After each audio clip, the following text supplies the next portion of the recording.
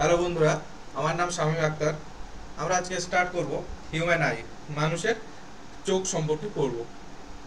আমরা সবাই জানি, খুব সাধারণ ব্যাপার, চোখ আমাদের দেখার কাজে লাগে। ঠিক আছে, এবার চোখ কি কি অংশ নিয়ে গঠিত, কিভাবে চোখ দিয়ে চোখে ছবি গঠিত হয়, আমাদের ব্রেনে যায় কিভাবে, এই জিনিসগুলো আমরা পড়ব। চোখ হলো একটি অত্যন্ত মূল্যবান সংবেদনশীল জ্ঞানেন্দ্রিয়। এটা একটা সেন্স অর্গান। ঠিক আছে, জ্ঞানেন্দ্রিয়। এবার এটা কি কি আমরা ছবি দিয়ে বুঝে নেব জিনিসটা একটু হালকা করে। ঠিক আছে, এটা একটা মানুষের চোখ। ঠিক আছে, এই যে মাঝখানে এখানে থাকে, এটা ভিট্রিয়াস হিউমার বলে। ঠিক আছে, এই এই জায়গাটা,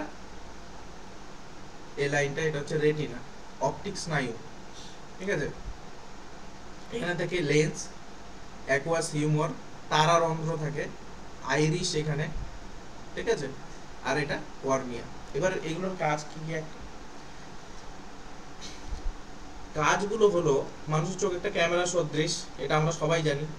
ঠিক আছে, রেটিনা নামক আলোক সংবেদনশীল পর্দায় প্রতিবিম্ব গঠিত হয়। আমরা ডাইরেক্ট কোশ্চিনে ঢুকে গেলাম। ঠিক আছে, একদম কোশ্চিন এটা একটা।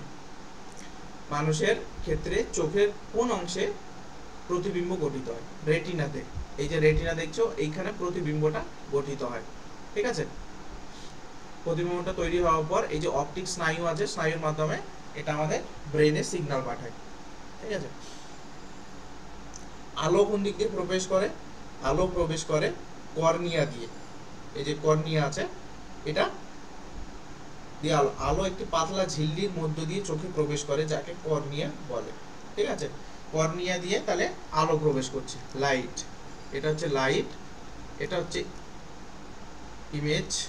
ঠিক আছে, ইমেজের জন্য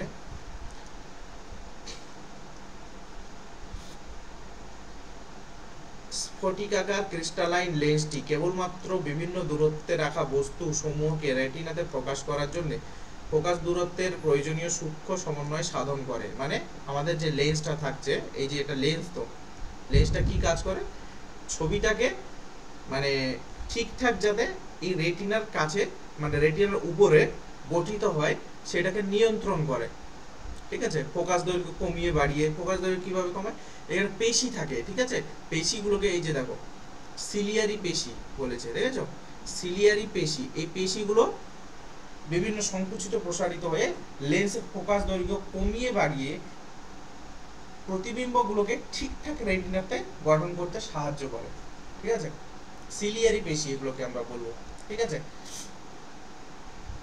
লেন্সের কাজটা আমরা বুঝতে পারলাম, ঠিকঠাক রেটিনাতে প্রতিবিম্বটা তৈরি করতে সাহায্য করে।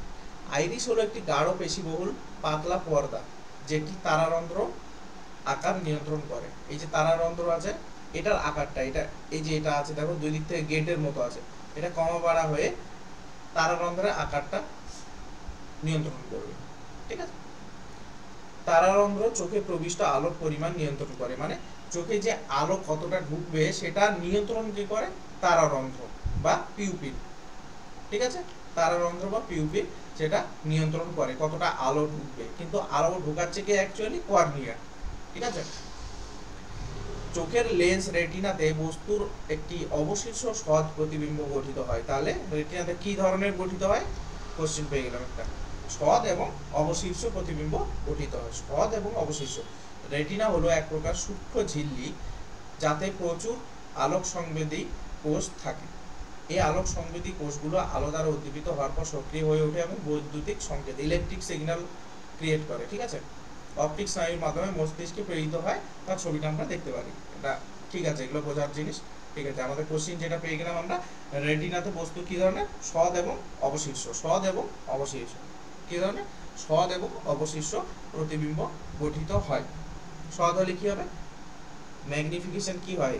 এটা জাস্ট মনে করানোর জন্য বলছি, ম্যাগনিফিকেশনের চিহ্নটা কিন্তু মাইনাস আছে যখন সৎ হয়, তাই তো? আমরা আগে লেন্সে পড়েছি, আগের চ্যাপ্টার। আমাদের দর্শনতন্ত্রের কোনো অংশ ক্ষতিগ্রস্ত হলে বা কোনো ত্রুটি দেখা দিলে এটি দর্শন কার্যকারিতার উল্লেখযোগ্য ক্ষতি করতে পারে। উদাহরণস্বরূপ কর্নিয়া, তারারন্ধ্র, lens, aqueous humour, vitreous humour মতো আলো সঞ্চালনের সাথে জড়িত কোনো অংশের কিংবা রেটিনার মতো আলোকে তড়িৎ স্পন্দনের রূপান্তরের জন্য দায়ী কোন অংশ, এমনকি স্পন্দনকে মস্তিষ্কে বোঝানোর জন্য দায়ী অপটিক স্নায়ু, কোনোরকম প্রতিপ্রান্ত দৃষ্টির বৈকল্য, মানে দৃষ্টিতে প্রবলেম হয় এইসব, মানে এই যে চোখটা এতগুলো জিনিস নিয়ে গঠিত, এখানে পেশি থাকছে, এখানে লেন্স থাকছে, এখানে তারারন্ধ্র, আইরিস, কর্নিয়া, ভিট্রিয়াস হিউমার, ঠিক আছে, এখানে রেটিনা, অপটিক স্নায়ু, ঠিক আছে, অ্যাকুয়াস হিউমার। তো এগুলো কোনো একটা প্রবলেম হলে দৃষ্টির প্রবলেম হবে, এটা খুব সাধারণভাবে বোঝা যাচ্ছে, ঠিক আছে। এইবার এখানে একটা জিনিস দাগ দিয়ে রাখো, একটি বস্তুকে অনায়াসে এবং স্পষ্টভাবে দেখতে এটাকে তোমার চোখ থেকে 25 সেন্টিমিটার দূরে রাখতে হবে। মানে আমার চোখ থেকে 25 সেন্টিমিটার দূরে যদি কোনো বস্তুকে আমি রাখি, আমার চোখ যদি সম্পূর্ণ ঠিকঠাক থাকে, তাহলে 25 সেন্টিমিটার দূরে কোনো একটা বস্তুকে রাখলে আমরা পরিষ্কার ছবিটা দেখতে পাবো, মানে পরিষ্কার বস্তুটাকে ঠিকঠাকভাবে দেখতে পাবো। 25 সেন্টিমিটার থাকে এক্সামে, কত সেন্টিমিটার দূরে রাখতে হবে? 25 সেন্টিমিটার।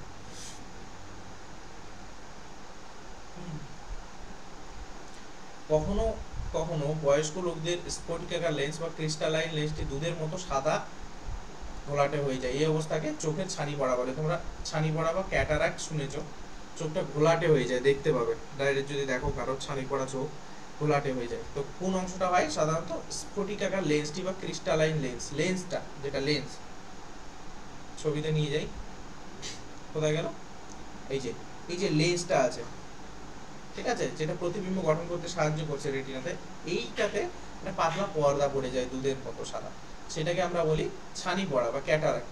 এটা কিভাবে ঠিক হয়? ক্যাটারাক্ট কিভাবে ঠিক হয়? অস্ত্রোপচারের মাধ্যমে, মানে অপারেশনের মাধ্যমে, ঠিক আছে। আমাদের একটির পরিবর্তে দুটি চোখ থাকার অনেকগুলি সুবিধা রয়েছে। এটি বৃহৎ দৃষ্টিক্ষেত্র দেয়। একজন মানুষের ক্ষেত্রে একটি চোখের জন্য তার অনুভূমিক দৃষ্টিক্ষেত্রে প্রায় 150 ডিগ্রি এবং দুটি চোখের জন্য প্রায় 180 ডিগ্রি হয়। একটি অস্পষ্ট বস্তুকে শনাক্ত করার সামর্থ্য অবশ্যই একটির পরিবর্তে দুটি শনাক্তকারকের সাহায্যে বৃদ্ধি পায়। কিছু কিছু প্রাণী, সাধারণত শিকারিনী প্রাণীদের ক্ষেত্রে দুটি চোখ মাথার দুই বিপরীত পাশে অবস্থান করে, যাতে এরা সর্বোচ্চ সম্ভাব্য দৃষ্টিক্ষেত্র পেতে পারে। কিন্তু আমাদের চোখ আমাদের মস্তিষ্কের সামনে অবস্থায়, এই কারণে আমাদের দ্বিনেত্র দৃষ্টির ক্ষেত্র কমে যায়। একটি চোখ বন্ধ করো, আমাদের চারপাশে বস্তুকে সমতলিক দ্বিমাত্রিক মনে হবে।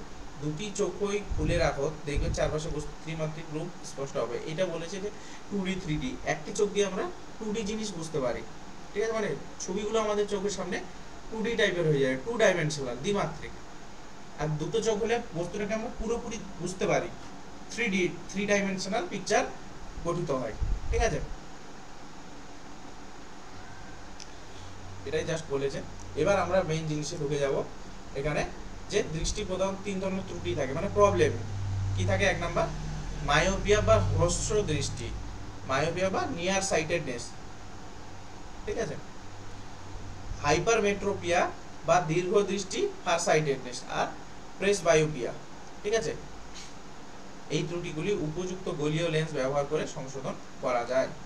মনে থাকে জানো এই ত্রুটিগুলো কিভাবে? উপযুক্ত গলীয় লেন্স, স্ফেরিক্যাল লেন্স ব্যবহার করে সংশোধন করা যায়। এবার আমরা মায়োপিয়া সম্পর্কে পড়ব। মায়োপিয়াতে কি হয় আমি বলে দিচ্ছি, জিনিসটা তোমরা পড়বে। মায়োপিয়াতে দূরের জিনিস দেখতে সমস্যা হয়, কাছের জিনিসটা ঠিকঠাক দেখা যায়, ঠিক আছে। কাছের জিনিস ঠিকঠাক দেখা যায়, দূরের জিনিস দেখতে সমস্যা হয়, তাই একে মায়োপিয়া, হ্রস্ব দৃষ্টি বলে, অথবা নিয়ার সাইটেডনেস বলে, ঠিক আছে। এই যে দেখো, হ্রস্ব দৃষ্টি সম্পন্ন কোনো ব্যক্তি কাছের বস্তুকে স্পষ্ট দেখতে পেলেও দূরের বস্তুকে স্পষ্ট দেখতে পায় না, ঠিক আছে। হ্রস্ব দৃষ্টি বা নিয়ার সাইটেডনেস বা মায়োপিয়ার ক্ষেত্রে বস্তুর প্রতিবিম্বটি রেটিনার সামনে গঠিত হয়ে যায়, মানে রেটিনার আগে গঠিত হয়ে যায়, ঠিক আছে। এই দুটি কারণগুলি হলো অক্ষি লেন্সের অত্যধিক বক্রতা, মানে লেন্সটা যেটা থাকে, এই যে লেন্সটা চোখে যে থাকে তার অত্যধিক বক্রতা, মানে বেঁকে যায় বেশি, ঠিক আছে। অক্ষিগোলকের আকার বড় হয়ে যাওয়া, এসব কারণে উপযুক্ত ক্ষমতার অবতল লেন্স ব্যবহার করে এই ধরনের ত্রুটি সংশোধন করা যায়। মানে এখানে অনেকগুলো কোশ্চেন পেলাম কিন্তু আমরা, ঠিক আছে।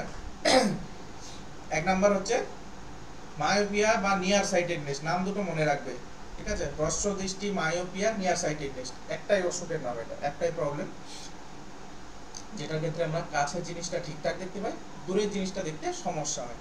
সব দাগ দিয়ে দিয়েছি, ঠিক আছে। এবার কি হয়, এক্ষেত্রে বস্তুর প্রতিবিম্ব রেটিনার সামনেই গঠিত হয়ে যায়, রেটিনার সামনেই গঠিত হয়ে যায় প্রতিবিম্বটি। কোশ্চিন থাকে এরকম যে মায়োপিয়ার ক্ষেত্রে বস্তুর প্রতিবিম্ব কোথায় গঠিত হয়, রেটিনার সামনে গঠিত হয়ে যায়। কি কারণে প্রবলেমটা হয়, লেন্সের অত্যধিক বক্রতা অথবা অক্ষি গোলক যেটা থাকে, এই যে গোলটা যে আছে অক্ষি গোলক, এটার বৃদ্ধির কারণে, বড় হয়ে যাওয়ার কারণে প্রবলেমটা হয়। লেন্সের প্রবলেম আর অক্ষি গোলকের বড় হয়ে যাওয়ার প্রবলেমের কারণে মায়োপিয়াটা হতে পারে। ঠিক আছে, এটা কিভাবে ঠিক হয়, অবতল লেন্স ইউজ করতে হবে, অবতল লেন্স ইউজ করতে হবে। ঠিক আছে, মায়োপিয়া হয়ে গেল। এবার হাইপারমেট্রোপিয়া, দীর্ঘদৃষ্টি, এটা ঠিক তার উল্টোটা। কি হয়, দূরের বস্তুকে পরিষ্কারভাবে দেখতে পায় কিন্তু কাছের বস্তুকে স্পষ্টভাবে দেখতে পায় না। হাইপারমেট্রোপিয়া বা ফারসাইটেডনেসের ক্ষেত্রে আমরা দূরের বস্তুকে ঠিকঠাক দেখতে পাই আর কাছের বস্তুকে দেখতে অসুবিধা হয়। লোকের ক্ষেত্রে চোখের নিকট বিন্দু, স্বাভাবিক নিকট বিন্দু থেকে 25 সেন্টিমিটার অনেকটা দূরে হয়। ঠিক আছে, এইসব গল্পের কথা। ডাইরেক্ট আমরা চলে যাব কি কারণে হয়, অক্ষি লেন্সের ফোকাস মানে লেন্সের এফটা, ফোকাস দৈর্ঘ্যটা বড় হয়ে যায় অথবা অক্ষিগোলক ছোট হয়ে যায়। ওখানে কি হচ্ছিল মায়োপিয়াতে, যে অক্ষিগোলকটা বড় হয়ে যাওয়ার কারণে আর লেন্সটা বক্রতা বৃদ্ধির কারণে হচ্ছিল। কিন্তু হাইপারমেট্রোপিয়ার ক্ষেত্রে কি হচ্ছে, ফোকাস দৈর্ঘ্য বৃদ্ধি পায়, ফোকাস দৈর্ঘ্য বৃদ্ধি পায় অথবা অক্ষিগোলকটা ছোট হয়ে যায় হাইপারমেট্রোপিয়ার ক্ষেত্রে। ঠিক আছে, বা ফারসাইটেডনেসের ক্ষেত্রে অক্ষিগোলকটা ছোট হয়ে যায়। উপযুক্ত ক্ষমতার উত্তল লেন্স, এই ক্ষেত্রে আমরা কি ব্যবহার করব, উত্তল লেন্স ইউজ করতে হবে। ঠিক আছে,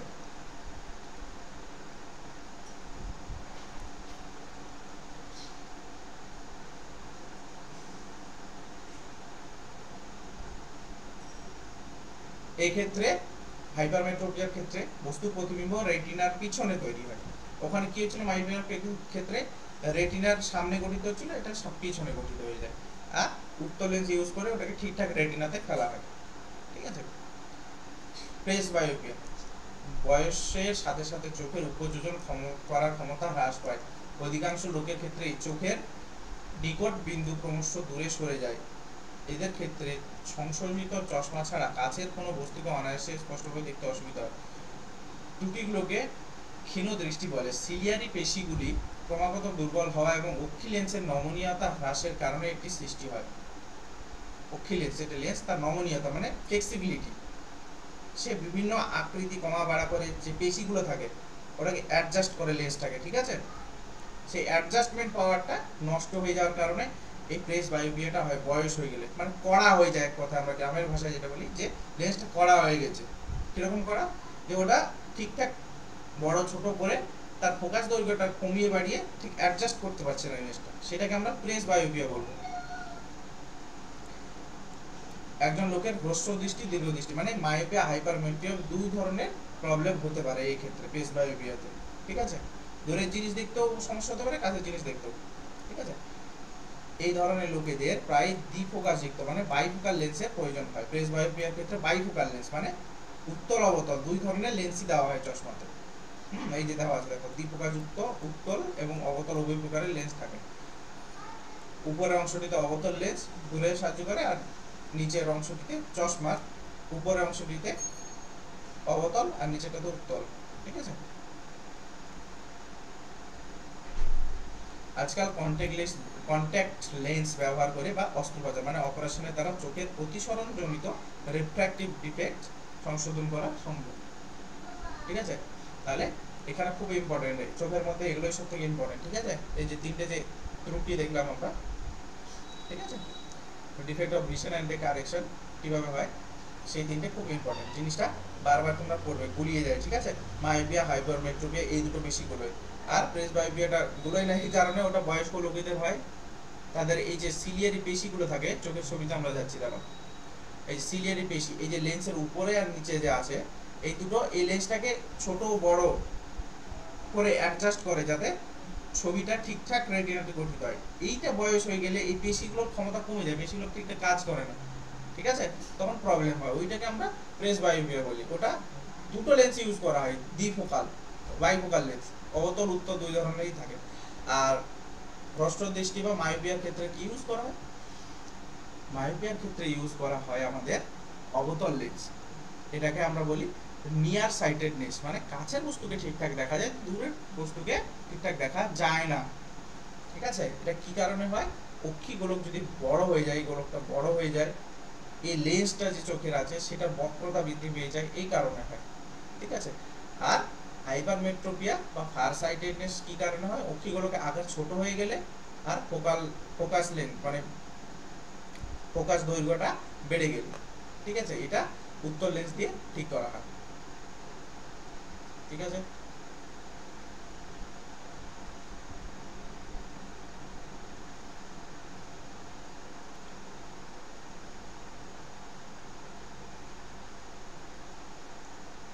এবার বলছে প্রিজমের মধ্যে দিয়ে আলোর প্রতিসরণ।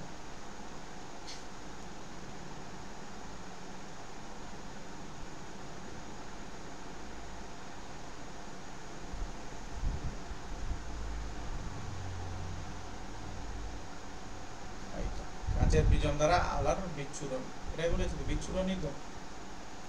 কি দেখলাম এই দিনটা? আলোর প্রতিসরণ, রিফ্লেকশন। কি বলেছে? একটি আয়তার কাচের ফলকের ভেতর দিয়ে আলোর কিভাবে প্রতিসরণ ঘটে? কাচের ফলকের মতো সমান্তরাল প্রতিসরক তলের ক্ষেত্রেও নির্গত রশ্মি আপতিত রশ্মি সমান্তরাল হয়। ঠিক আছে, আমি ডাইরেক্ট ছবিতে নিয়ে গিয়ে দেখাচ্ছি জিনিসটা। এটা একটি প্রিজম। ঠিক আছে, আলো এভাবে প্রবেশ করছে। কি হতো? আমরা প্রতিসরণে দেখেছিলাম, কি বলতো, এটা আলোক রশ্মি যাচ্ছে তো, ঠিক আছে, এটা যাওয়ার কথা ছিল এই পথে, তাই তো, কিন্তু এটা লঘু মাধ্যম, এটা ঘন মাধ্যম, আর এটা সেই অবিলম্ব। ঠিক আছে, এই তলের উপর গঠিত অবিলম্ব। তো কি হচ্ছে, অবিলম্বের দিকে সরে যাবে, লঘু থেকে ঘন মাধ্যমে প্রবেশ করলো, তাই রশ্মিটা এই পথে যাচ্ছে। গিয়ে এবার এটা ঘন মাধ্যম, এটা আবার লঘু মাধ্যম, এই এই জায়গা থেকে যখন বেরোচ্ছে তখন এটা আবার এই অবিলম্ব থেকে দূরে সরে যাবে, কারণ ঘন থেকে লঘুতে যাচ্ছে। ঠিক আছে, এই জিনিসটাই এখানে বোঝানো হয়েছে। এবার এই যে পিই আপতিত রশ্মি, এগুলো জাস্ট নাম দিয়েছে, দেখো আপতিত রশ্মিটা আপতিত হচ্ছে পিই, প্রতিসৃত রশ্মি ইএফ, নির্গত রশ্মি এফএস। প্রিজম কোণ এ কোথায় গেল? এই যে এটা তো প্রিজম একটা, ঠিক আছে, কোণ এ, আই আপতন কোণ, আর প্রতিসরণ কোণ, ই নির্গমন কোণ। ঠিক আছে, ডি হচ্ছে বিচ্যুতি কোণ এইখানে, মানে এইটার আর এইটার মিলিত জায়গাতে। ছবিটা আমি আঁকছি না, কারণ ছবিটা আমার খুব বাজে হয়ে যাবে, আমি এখানেই দেখানোর চেষ্টা করছি তোমাদেরকে। এই পথে যাওয়ার কথা ছিল তো, কিন্তু গেল এই পথে, আবার এই দিক দিয়ে বেরিয়ে গেল, কিন্তু মনে হচ্ছে এই রশ্মিটা এই দিক থেকে আসে। এবার এই দুটো লাইনকে আমি যদি মিলিয়ে দিই, এখানে যে কোণটা উৎপন্ন হবে এটাকে আমরা বলবো বিচ্যুতি কোণ। ঠিক আছে, এই কোণকে বিচ্যুতি কোণ বা চ্যুতি কোণ বলে, অ্যাঙ্গেল অফ ডেভিয়েশন। এখানে এমন কোনো ইম্পর্টেন্ট জিনিস আমি দেখছি না। ঠিক আছে, প্রতিসরণটা বোঝানো হয়েছে, এইটা তোমাদের জন্য ইম্পর্টেন্ট, এটাই করছিলাম, প্রিজমের দ্বারা বিচ্ছুরণ। ঠিক আছে, এই যে প্রিজমটা আমি ইউজ করবো। আচ্ছা, প্রিজমটা এইভাবে দেখছো তো সামনাসামনি, এই কারণে প্রিজমটা অ্যাকচুয়ালি কিরকম হয় জানো?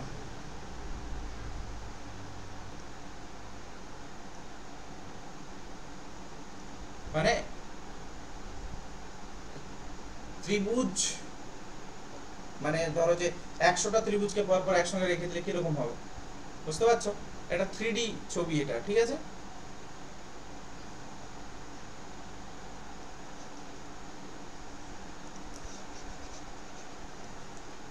আমি জিনিসটা তোমাদের বোঝাতে চাইছি, প্রিজমের ছবিটা আগে বোঝো, এরকম হয়। ঠিক আছে, এটা প্রিজম। এবার আলো যদি আমি এখান থেকে এই তলে ফেলি, মানে এর ঠিক অপোজিট সাইডটাতে, এই দিক দিয়ে যখন বেরোবে, সাদা আলো যদি হয়, সাদা আলো, তাহলে 7টা বর্ণে ভেঙে যাবে। ঠিক আছে, এই ধর্মটাকে কি বলে? এরকমই কোশ্চেন থাকে, এই ধর্মটাকে কি বলে? বিচ্ছুরণ বলে, আলো ডিসপারশন।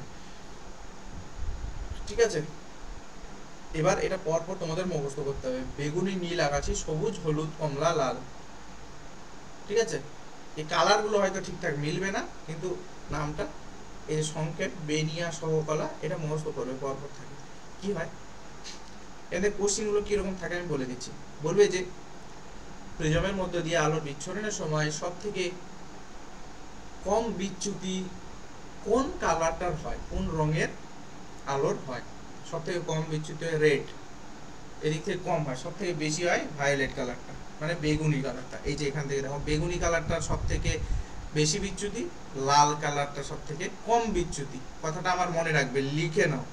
হ্যাঁ, এটা পরপর লাইন অনুযায়ী হয়, এটা সবথেকে বেশি, তারপর এটা, তারপর এটা, তারপর এটা, তারপর এটা, তারপর এটা সবথেকে একদম কম বিচ্যুতি হয়। সবথেকে কম বিচ্যুতি হয় লালের, আর সবথেকে বেশি হয় বেগুনি। সেই কারণে লালটা ইউজ করা হয়। এবার কি হয়, লালটা কোথায় কোথায় ইউজ করে? সিগন্যালে। কেন ইউজ করা হয়? কারণ লাল রঙের ওয়েভলেন্থ বা তরঙ্গ দৈর্ঘ্যটা খুব বেশি হয়, লাল রঙের তরঙ্গ দৈর্ঘ্য খুব বেশি হয়, সেই কারণে সিগন্যালে ব্যবহার করা হয় লাল রং। ঠিক আছে,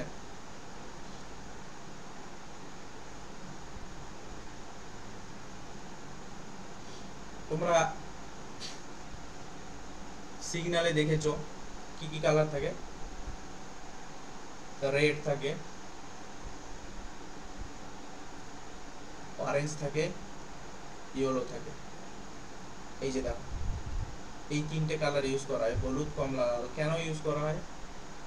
কারণ এদের ওয়েভলেন্থ তরঙ্গ দৈর্ঘ্যটা বেশি, দূর থেকে দেখা যায়, এই কারণে। লালটা সব থেকে বেশি, সেই কারণে ওটা আবার সব জায়গায় ইউজ করা হয়। ঠিক আছে,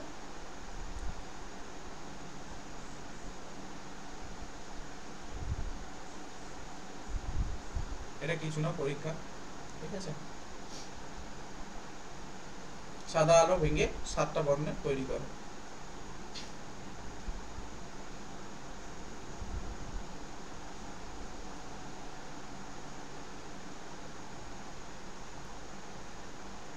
এখানে আমরা দেখবো রামধনু যেটা হয় একটি প্রাকৃতিক বর্ণালী বা যা বৃষ্টির পর আকাশে দেখা যায়। বায়ুমণ্ডলে অবস্থিত ছোট ছোট জলবিন্দু দ্বারা সূর্যের আলো বিচ্ছুরণের ফলে এটি সৃষ্টি হয়। সূর্য যেদিকে থাকে রামধনু সর্বদা এর বিপরীত দিকে গঠিত হয়। জলবিন্দুগুলো ছোট প্রিজমের মতো আচরণ করে। এরা আপতিত সূর্যের আলোকে বিচ্ছুরিত করে, তারপর এর অভ্যন্তরীণ পূর্ণ প্রতিফলন ঘটায় এবং শেষ পর্যন্ত এদেরকে জলবিন্দু থেকে বেরিয়ে আসা পুনরায় প্রতিসৃত হয়। আলোর বিচ্ছুরণ অভ্যন্তরীণ পূর্ণ প্রতিফলনের জন্য দর্শকের কাছে বিভিন্ন ধরনের রং দেখায়। রামধনু গঠনের ক্ষেত্রে তাহলে আলো কি কি ধরনের কাজে আসছে, এক্সামে থাকে। ঠিক আছে, আলো কি কি ধরনের কাজে আসছে? একটা হচ্ছে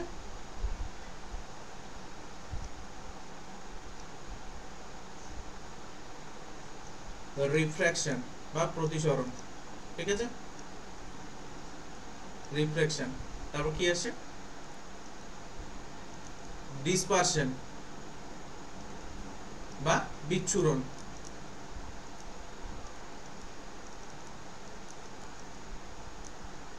থাকে এক্সামে, সেই কারণে বারবার লিখে দিচ্ছি, কোশ্চেনটা বারবার আসে। প্রতিসরণ, বিচ্ছুরণ আর ইন্টারনাল টোটাল রিফ্লেকশন বা অভ্যন্তরীণ পূর্ণ প্রতিফলন। অভ্যন্তরীণ প্রতিফলন লিখে দিলাম। ঠিক আছে, তার মানে তিনটে ঘটনা ঘটছে, প্রতিসরণ, বিচ্ছুরণ আর পূর্ণ প্রতিফলন। ঠিক আছে, এটাই থাকে এখান থেকে কোশ্চেন। অ্যাটমসফিয়ারিক রিফ্লেকশন একদম ডাইরেক্ট, এটা তুলে কোশ্চেন আছে, হেডলাইনটা তুলে। আমরা রাতের আকাশে যখন দেখি বিভিন্ন নক্ষত্রের আলো, সেটা টুইঙ্কলিং করে, মানে ঝিকিমিকি করে, আলোটা কমা বাড়া করে। কেন? Atmospheric reflection.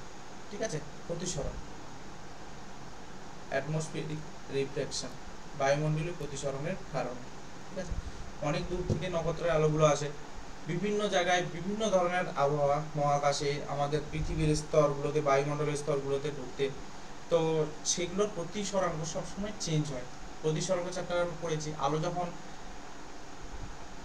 লঘু মাধ্যম থেকে ঘন মাধ্যম, ঘন মাধ্যম থেকে লঘু মাধ্যমে প্রবেশ করে, তখন আলোর গতিপথগুলো চেঞ্জ হতে থাকে।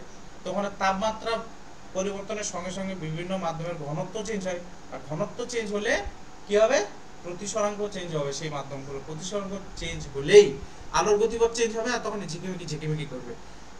সোজা কথা, বায়ুমণ্ডলীয় প্রতিসরণের কারণে এটা হয়, ঠিক আছে, নক্ষত্রের ঝিকিমিকি বা টুইঙ্কলিং অফ স্টার্স, ঠিক আছে। দিগন্ত রেখার কাছ থেকে দেখলে নক্ষত্রের অবস্থান প্রকৃত অবস্থান থেকে কিছুটা উপরে মনে হয়। আমরা সূর্যোদয় বা সূর্যাস্তের কিছু আগে পরে সূর্যকে দেখতে পাই, কেন? প্রতিসরণের কারণে। কোশ্চেনটা থাকে বারবার, আমি মুখে বলে দিলাম, এক করে নোট করে নাও। সূর্যোদয়ের কিছু আগেই আমরা সূর্যকে দেখতে পাই, আর সূর্য অস্ত চলে যাওয়ার পরেও আমরা কিন্তু সূর্যকে দেখতে পাই, ঠিক আছে। এটার কারণ হলো প্রতিসরণ, ঠিক আছে।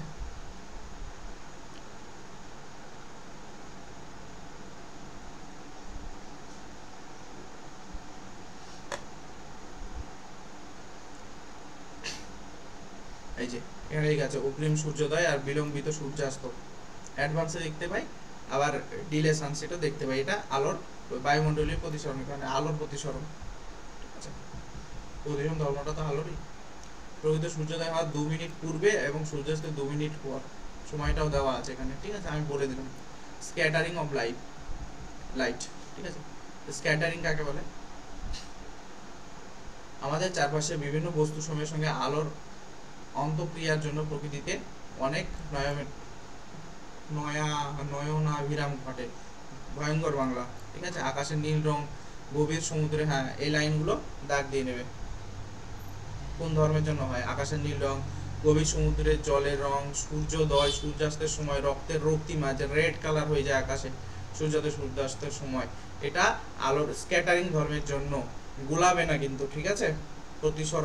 প্রতিসরণের জন্য আগে পরে আমরা সূর্যকে দেখতে পাই, কিন্তু ওই যে লাল আভাটা হয়ে যায় ভোরবেলা বা সন্ধ্যার সময় যখন সূর্য ডোবে, তো ওটা কিন্তু স্ক্যাটারিং অফ লাইট বা বিক্ষেপণের জন্য, ঠিক আছে। বিক্ষেপণে কি হয়?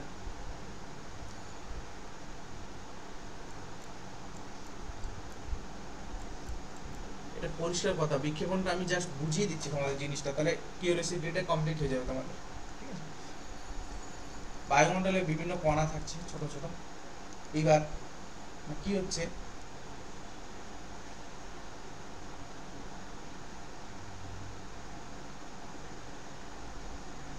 আলো যখন যাচ্ছে, ঠিক আছে, আলোর ওয়েভলেন্থ থাকে একটা তরঙ্গ দৈর্ঘ্য, তার থেকে বস্তুগুলোর মানে বস্তুর কণাগুলো, যে এই যে ছোট ছোট কণাগুলো আছে তাদের আকার, সেই কালারের লাইটটা, এই কালারের লাইটটার ওয়েভলেন্থের থেকে যদি ছোট হয় তাহলে আলোটা এই সোজা পথে না গিয়ে এখানে ধরো বিন্দুটা আছে, জাস্ট এইভাবে চলে যাবে, ওকে, এইভাবে চলে যাবে, বেঁকে যাবে, ঠিক আছে। এইটাকে আলোর বিক্ষেপণ বা স্ক্যাটারিং বলে। সেই কারণে আমরা, খুব মন দিয়ে শোনো জিনিসটা, খুব ইন্টারেস্টিং জিনিস, অন্য কালারগুলো আমরা কেন দেখতে পাই না? লাল আকারটাই দেখতে পাই বেশি, লাল লাল হয়ে যায় আকাশটা সূর্যোদয় সূর্যাস্তের সময়। কি হচ্ছে, আমরা জানি লাল রঙের ওয়েভলেন্থটা বেশি, তরঙ্গ দৈর্ঘ্য। তাহলে বায়ুতে যে কণাগুলো আছে ছোট ছোট পার্টিকেলগুলো, তাই তো, লাল রংটা বেশি, রেড কালারের ওয়েভলেন্থ, তাহলে এর থেকে তো লাল রঙের থেকেই বেশি কণাগুলো ছোট হবে। কথাটা বোঝাতে পারলাম? বেগুনি, নীল, আকাশি, সবুজ, হলুদ, কমলা, লাল, বিভিন্ন কালার আছে, কিন্তু লাল রঙের ওয়েভলেন্থটা বেশি, এই কারণেই তো এর থেকে এগুলো ছোট ছোট হবে কণাগুলো। আর ছোট হলে তখনই স্ক্যাটারিংটা ঘটবে, বিক্ষেপণটা ঘটবে। বুঝতে পারলে কথাটা? সেই কারণে আমরা লাল রঙের স্ক্যাটারিংটা বেশি দেখতে পাই অন্যান্য কালারের থেকে। সেই কারণে লাল লাল হয়ে যায় আকাশটা, কারণ লাল রঙের স্ক্যাটারিংটা বেশি হয়, কারণ ওয়েভলেন্থটা বেশি হয়। ওয়েভলেন্থ বেশি হওয়ার কারণে বস্তুগুলোর কাছে ছোট হবে, বস্তুর আকারগুলো মানে কণাগুলো, ঠিক আছে। টিন্ডাল ইফেক্ট, এই টিন্ডাল ইফেক্ট আমি কিন্তু পড়িয়েছি তোমাদেরকে, ঠিক আছে, এটা তোমরা দেখে নেবে। পৃথিবীর বায়ুমণ্ডলে সূক্ষ্ম কণা সমূহের একটি অসমসত্ব বা হেটেরোজিনিয়াস মিশ্রণ থাকে। এই ধরনের কণাদের মধ্যে রয়েছে ধোঁয়া, ছোট ছোট জলবিন্দু, ভাসমান ধূলিকণা, বায়ুর অণুসমূহ। যখন কোনো আলোক রশ্মিগুচ্ছ এই ধরনের সূক্ষ্ম কণাদের আঘাত করে, আলোর পথটি তখন দৃশ্যমান হয়ে যায়। আলোক রশ্মির গুচ্ছ কণাগুলো দ্বারা বিক্ষিপ্তভাবে প্রতিফলনের পর আমাদের চোখে এসে পৌঁছায়। কলয়েডীয় কণাদের দ্বারা আলোর বিক্ষেপণের এই ঘটনাকে টিন্ডাল ইফেক্ট বলে। মানে টিন্ডাল ইফেক্ট কাকে বলে? কলয়েডাল কণা থাকে, তার দ্বারা আলোর বিক্ষেপণকে স্ক্যাটারিংকে টিন্ডাল ইফেক্ট বলে, নবম শ্রেণীতে পড়েছে। আরে কোনো ধোঁয়া ধোঁয়া জায়গাতে যদি সূর্যরশ্মি ঢোকে কোনো ছোট একটা ছিদ্র দিয়ে, দেখবে আলোর গতিপথটা দেখা যাচ্ছে, ঠিক আছে, এটাকে টিন্ডাল ইফেক্ট বলে। ঠিক আছে, সোজা কথায় বুঝিয়ে দিলাম আমি। এই যে গভীর জঙ্গলে গাছের পাতা আচ্ছাদনের ভেতর দিয়ে আমরা টিন্ডাল ইফেক্ট প্রথম করি। খুব গভীর জঙ্গল হলো, সূর্যের আলো দেখালো খুব কম প্রবেশ করছে, তো যেগুলো প্রবেশ করে সেগুলো লাইট রাস্তাটা দেখা যায় যে এইভাবে টর্চ লাইটের মতন মনে হচ্ছে লাইটটা পার হয়ে যাচ্ছে। কি জন্য? বায়ুতে প্রচুর জলীয় বাষ্প থাকবে, যেখানে ঘন ফরেস্ট হবে, ঠিক আছে, আর ওগুলো কলাইডালের কণা হিসেবে কাজ করবে, ঠিক আছে, তখন আলোর স্ক্যাটারিং ঘটবে। তাহলে টিন্ডাল ইফেক্টটা কি কারণে হয়? আলোর বিক্ষেপণের জন্য হয়। মনে থাকে যেন, ভুল হবে না। টিন্ডাল ইফেক্ট কলয়েডাল দ্রবণে দেখা যায়, কলয়েডাল দ্রবণে আলোর বিক্ষেপণকে টিন্ডাল ইফেক্ট বলে। ঠিক আছে,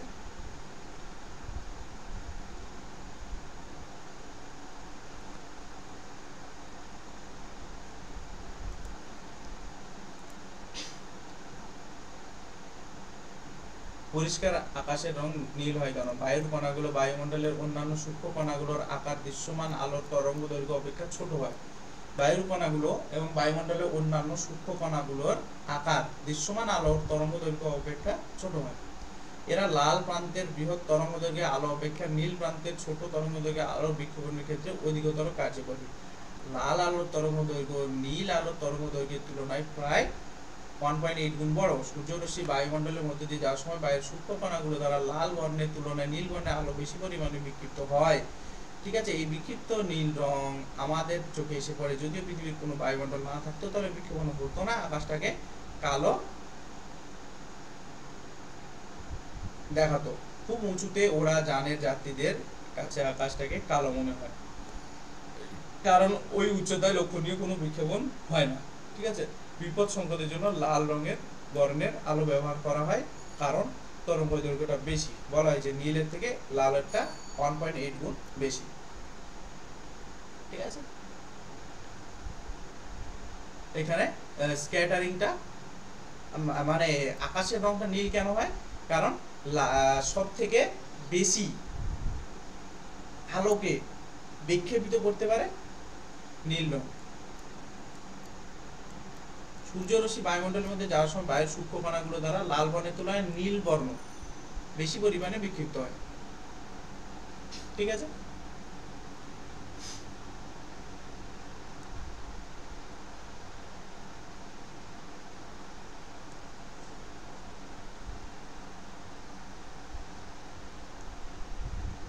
সূর্যোদয় সূর্যাস্তের সময় সূর্যের রং। তুমি যদি কখনো সূর্যোদয় সূর্যাস্তের সময় আকাশ সূর্যকে দেখো, লাল হয় কেন?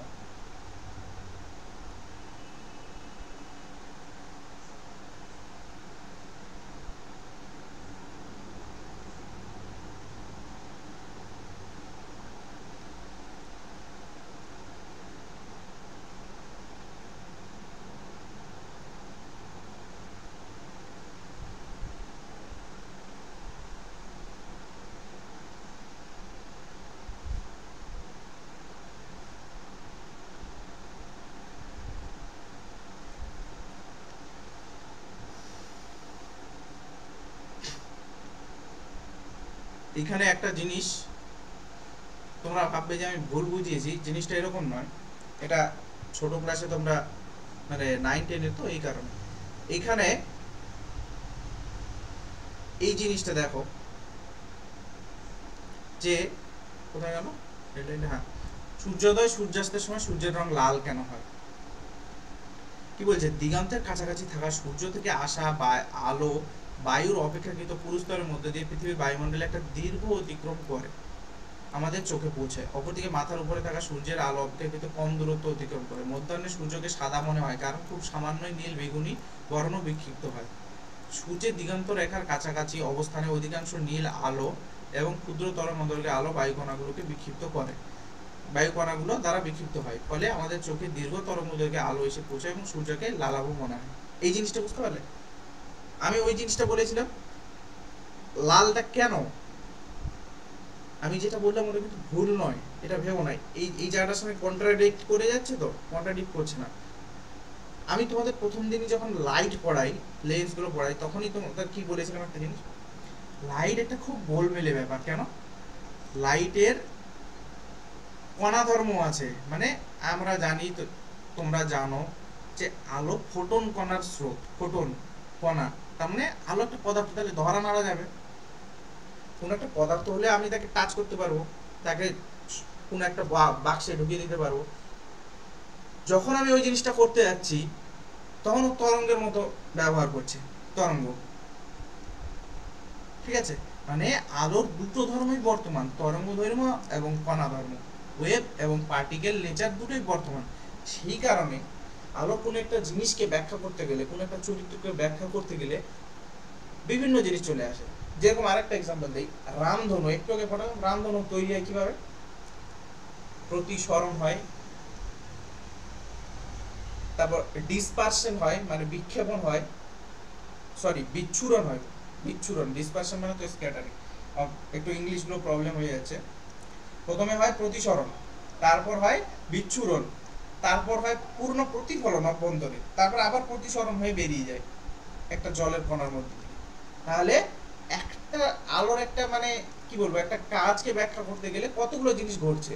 এভাবে যখন এটা একটা ছোট জলের কণা, বৃষ্টি হওয়ার পর বাতাসে প্রচুর জলীয় বাষ্প আছে, সূর্যের আলো পড়ে রামধনু তৈরি হচ্ছে, ঢুকলো, যখন প্রতিসরণ ঘটলো এর মধ্যে, ছোট জায়গার মধ্যে, তারপর বিচ্ছুরণ ঘটলো, তারপর অভ্যন্তরীণ পূর্ণ প্রতিফলন ঘটলো, করে আবার প্রতিসরণ হয়ে বেরিয়ে গেল। বুঝা গেল? এতগুলো ঘটনা ঘটছে একটা রামধনু তৈরি করতে গিয়ে। সেরকমই যখন আমরা সূর্যের মানে সূর্যোদয় সূর্যাস্তের আগে পরে আকাশটা লালাভ বর্ণ হয়ে যায়, কারণ একটা কারণ হচ্ছে এখানে যে ওয়েভলেন্থটা বেশি লালের। ঠিক আছে, লাল রঙের ওয়েভলেন্থটা বেশি, সেই কারণে আমাদের চোখে এসে পড়ে। ঠিক আছে, তবে যেহেতু এটা রেলের এক্সাম, ওরা এনসিইআরটি কে খুব প্রেফার করে, এটা এনসিইআরটির বই কিন্তু। ঠিক আছে, তো এখানে যেটা হুবহু লেখা আছে সেই জিনিসটাই তোমরা অ্যান্সার করবে। ঠিক আছে, দিগন্তের কাছাকাছি থাকা সূর্য থেকে আসা বায়ুর অপেক্ষা পুরো স্তরের এত কিছু নয়, ডাইরেক্ট যে বেশি বিক্ষেপিত করে, বেশি স্ক্যাটারিং করে কোন আলোকে?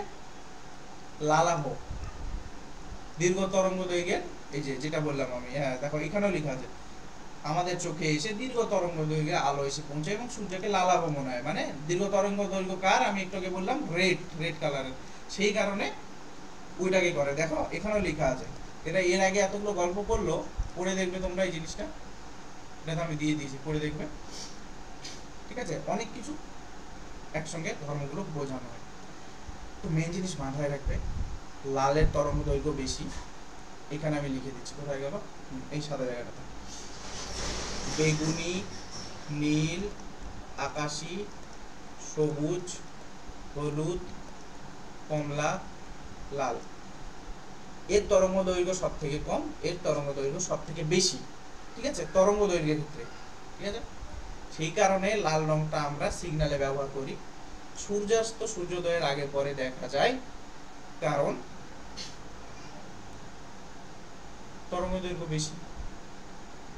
ঠিক আছে, এবার একই জিনিস বলছি, দেখো যেরকম কন্ট্রাডিক্ট, এরকম জিনিসটা বুঝতে একটু প্রবলেম হয়। কিভাবে বলছে নীল আকাশ কেন হয়? তাহলে নীল আকাশ হয় কারণ আবার নীল আলোটাকে তখন আবার যখন,